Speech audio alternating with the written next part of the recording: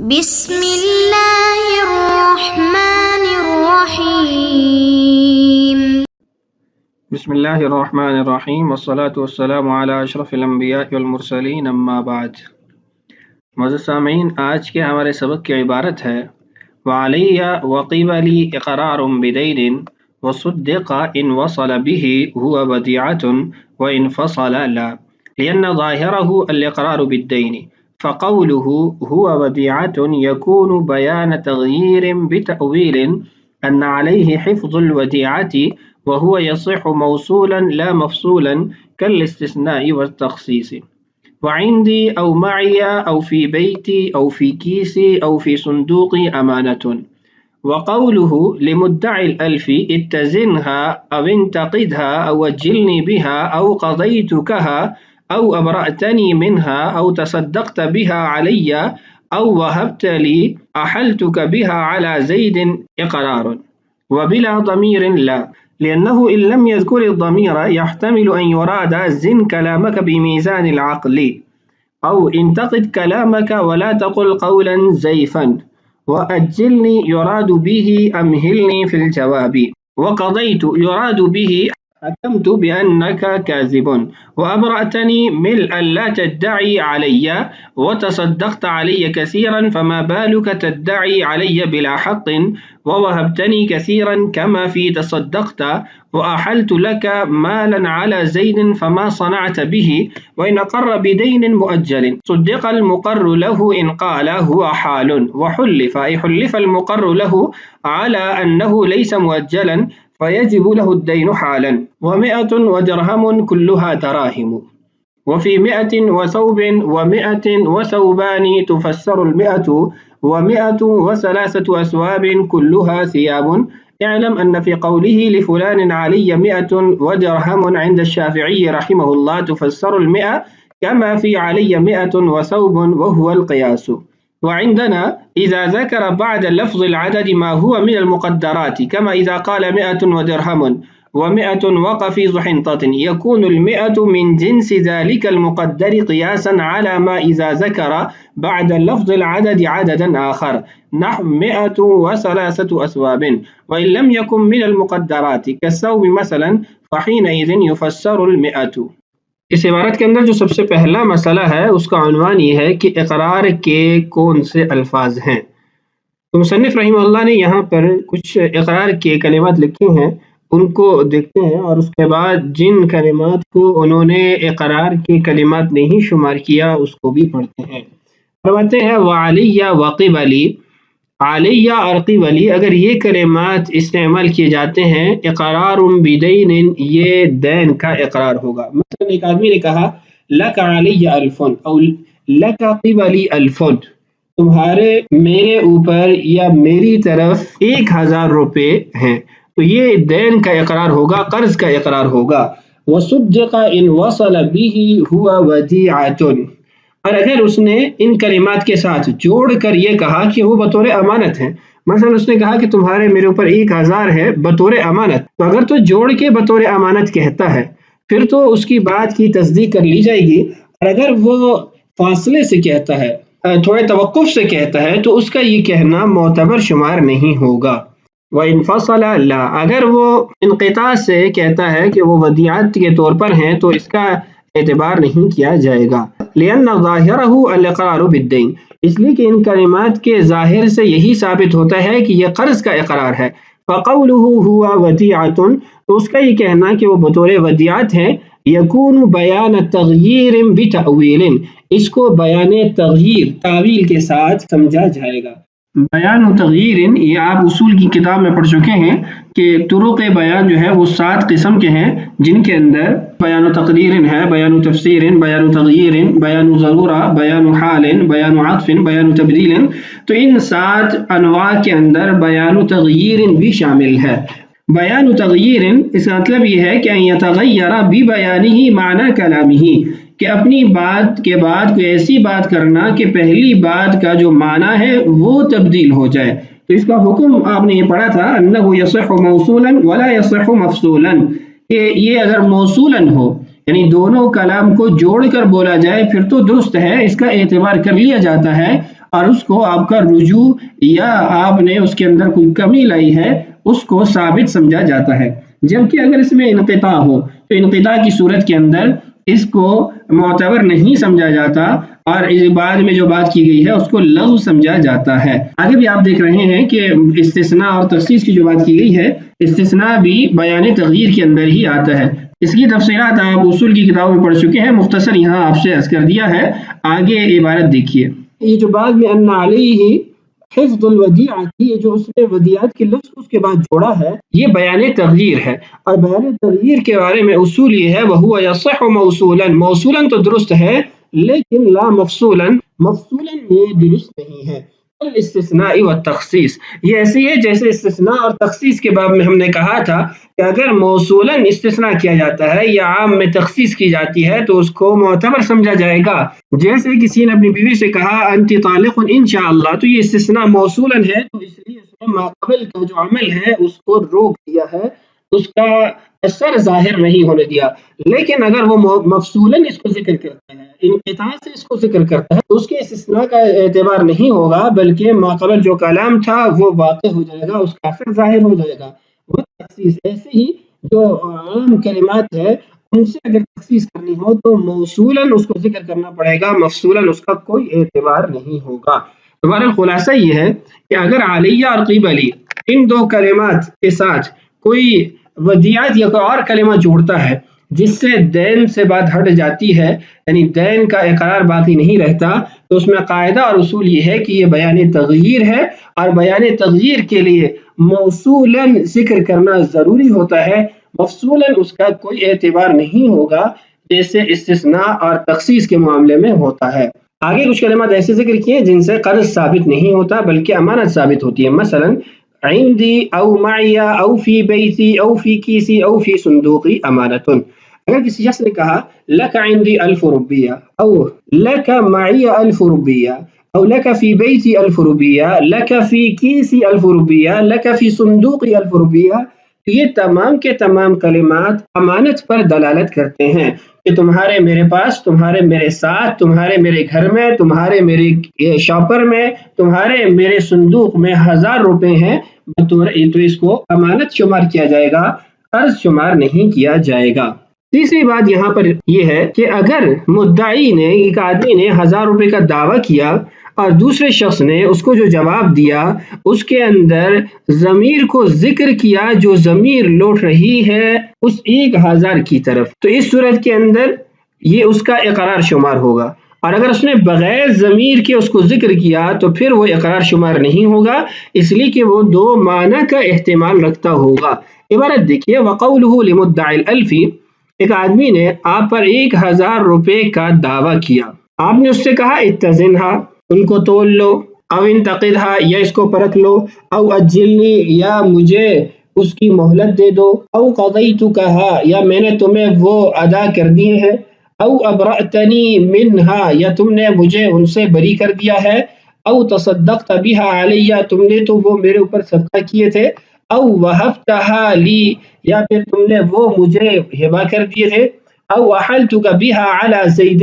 کہ میں نے اس 1000 کا تیرے لیے زید پر حوالہ کر دیا تھا، یعنی میں نے تمہیں کہا تھا کہ اس سے لے لو اور تم نے بھی کہا تھا کہ میں اس سے لے لوں گا. تو یہ ساری کی ساری صورتیں اقرار ہیں، یعنی یہ تمام کے تمام جوابات اس بات کا اقرار ہے کہ تمہارے پیسے میرے اوپر لازم تھے.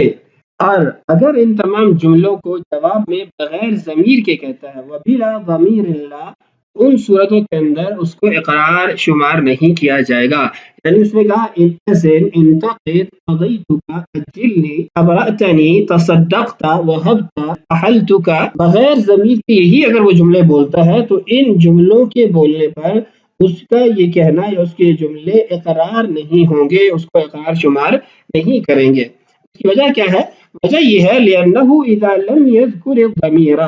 جب اس نے ضمیر ذکر نہیں کی، يَحْتَمِلُ أَن يُرَادَ، اس کی اس بات کے دو احتمال ہو سکتے ہیں. ایک احتمال تو وہی ہے جو ہم قبل میں پڑھ چکے ہیں کہ انہی دراہم کی بات ہو رہی ہے جن دراہم کا اس پر دعویٰ کیا جا رہا ہے. اور دوسرا احتمال یہ ہے کہ جب اس نے کہا اتزن، اس کا یہ مطلب یہ ہے زن کلامک بمیزان العقل،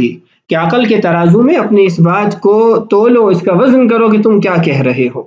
اب انتقد کلامک ولا تقل قولا ضعیفا، یعنی اپنے اس کلام کو پرکھو اور گھٹیا بات نہ کرو. اجلنی جب کہا تو یراد به الہمنی فی الجواب، ایک اس کا معنی تو وہی ہے کہ مجھے ادائیگی میں مہلت دو، دوسرا معنی یہ پیدا ہوتا ہے کہ تم مجھے اس بات کے جواب کی مہلت دو کہ میں تم سے بات کروں. اور ایسے ہی جب قضیت کہا تو اس سے بھی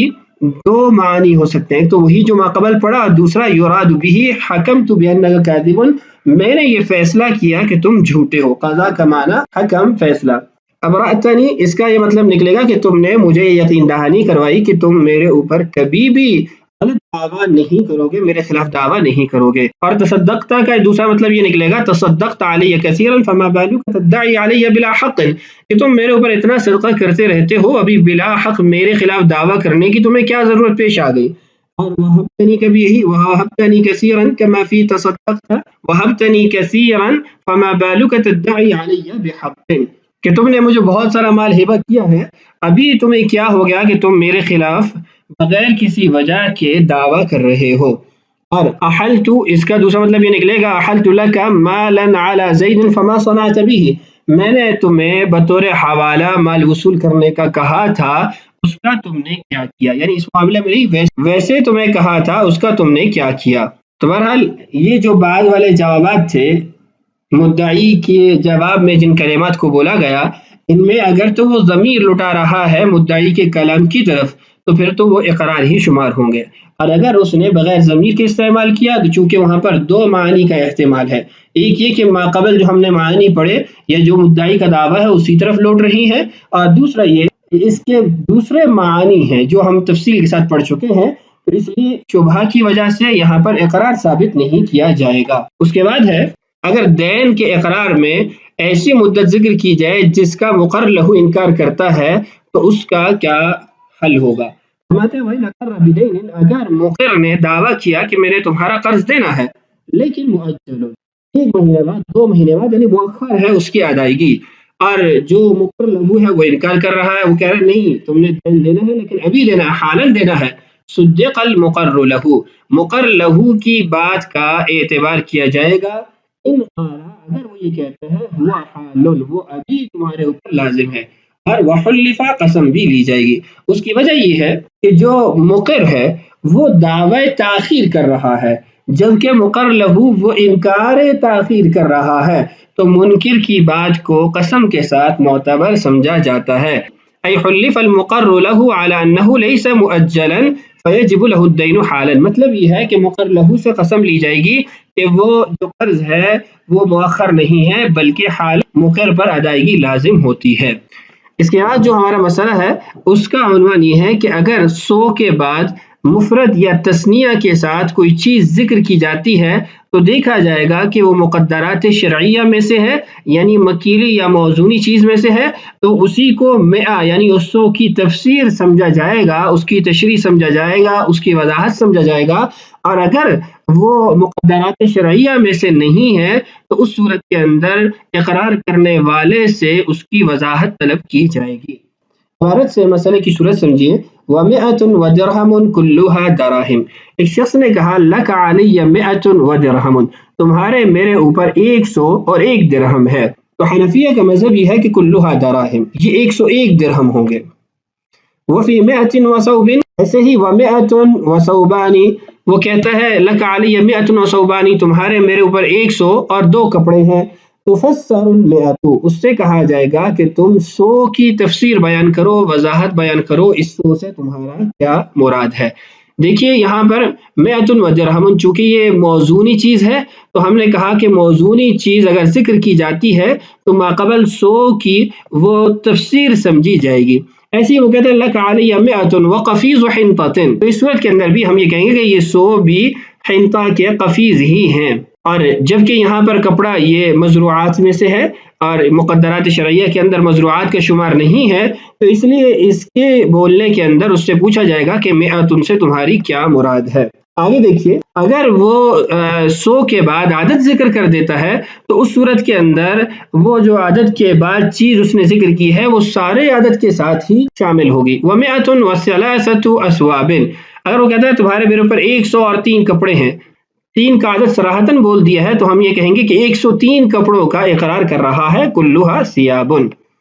اعلم، یہ بات آپ کو معلوم ہونی چاہیے، ان فی قولہ، کہ جب اس نے یہ کہا لفلان علی 100 ودرہم، فلاں کے میرے اوپر 100 اور درہم ہے، عند الشافعی رحمہ اللہ تفسر المئہ، امام شافعی رحمہ اللہ کا مذہب یہ ہے کہ 100 کی اس سے تفسیر اور وضاحت پوچھی جائے گی۔ تو لفلان علی درہم یہ تو ثابت ہے، لیکن لفلان علی 100 اس کا کیا مطلب ہے؟ 100 کیا چیز ہے؟ درہم ہے، دینار ہے، یا کوئی اور چیز ہے؟ کما فی علی 100 وثوب، جیسا کہ ہمارا بھی یہ مذہب ہے، اگر کوئی شخص کہتا ہے لک علی 100 وثوب، تو ہم اس سے کہتے ہیں کہ 100 سے تمہاری کیا مراد ہے؟ فرماتے ہیں وہ القیاس، قیاس کا یہی تقاضا ہے کہ 100 کی اس سے وضاحت طلب کی جائے۔ قیاس کا تقاضا ہونے کا مطلب یہ ہے کہ لک علی 100 ودرہم، درہم کا عطف ہو رہا ہے 100 پر، اور یہ بات بھی ثابت ہے کہ معطوف اور معطوف علیہ کے اندر مغایرت ہوتی ہے، جبکہ ہم یہاں پر اس کو مغایرت کے بجائے اس کی تشریح اور تفسیر قرار دے رہے ہیں۔ وعندنا، اور حنفیہ کے نزدیک، اذا ذکر بعض لفظ العدد ما هو من المقدرات، اگر عدد کے لفظ کے بعد وہ ایسی چیز ذکر کرتا ہے جو مقدرات شرعیہ میں سے ہے، مکیلی یا موزونی چیز ہے، کما اذا قال 100 ودرہم و100 وقفیز حنطہ، جیسے اس نے کہا تمہارے میرے اوپر 100 اور 1 درہم، یا پھر تمہارے میرے اوپر 100 اور 1 قفیز حنطہ گندم ہے، تو یکون البیعۃ من جنس ذلك المقدر قیاسا علی ما اذا ذکر بعد اللفظ العدد عددا آخر۔ فرماتے ہیں جو جنس بعد میں اس نے ذکر کی ہے، اسی جنس کو 100 کی تفسیر بنایا جائے گا کہ 100 سے بھی وہی مراد ہے۔ قیاسا، اس صورت کو ہم قیاس کریں گے علی ما اذا ذکر بعد لفظ العدد عددا آخر، کہ اگر وہ 100 کے عدد کے بعد کوئی اور عدد بولتا ہے اور اس کے ساتھ کسی چیز کو جوڑتا ہے، تو جیسے اس صورت کے اندر ہم نے 100 کی تفسیر بعد والی چیز کو بنایا ہے، تو یہاں پر بھی ایسے ہی ہوگا۔ مثال دیکھیے، نہ 100 وثلاثۃ اسواب، اب 100 اس کے بعد عدد ہے ثلاثۃ، تو اس صورت کے اندر جیسے ہم نے کہا کہ اسواب یہ 100 و ثلاثہ دونوں کے ساتھ متعلق ہے، اسی پر ہم نے قیاس کیا اوپر والی صورت کو جس میں مقدرات شرعیہ میں سے کوئی چیز پائی جاتی ہے، 100 ودرہم۔ وَإِن لَمْ يَكُن مِنَ الْمُقَدَّرَاتِ، اگر وہ مقدرات شرعیہ میں سے نہیں ہے، کَالثَّوْبِ، جیسے کپڑا ہے چونکہ وہ مزروعات میں سے ہے، فَحِينَئِذٍ يُفَسَّرُ الْمِئَةُ، تو اس صورت کے اندر اس سے مطالبہ کیا جائے گا کہ 100 کی تفسیر بیان کرو کہ تمہاری اس 100 سے کیا مراد تھی۔ حنفیہ کی یہ دلیل استحسان کی بنیاد پر ہے، اس کو استحساناً جائز قرار دیا گیا، قیاساً اگرچہ یہ جائز نہیں ہے۔ تو یہ تھا ہمارا سبق، عبارت ہم نے مزید بھی پڑھی ہے، لیکن انشاءاللہ اگلی ویڈیو کے اندر اس کی تفصیل پڑھیں گے۔ اللہ تعالیٰ سے دعا ہے اللہ تعالیٰ ہمارے لیے اسباق کی تکمیل آسان فرمائے، اللہ تعالیٰ ہم سب کا حامی و ناصر ہو۔ السلام علیکم ورحمۃ اللہ وبرکاتہ۔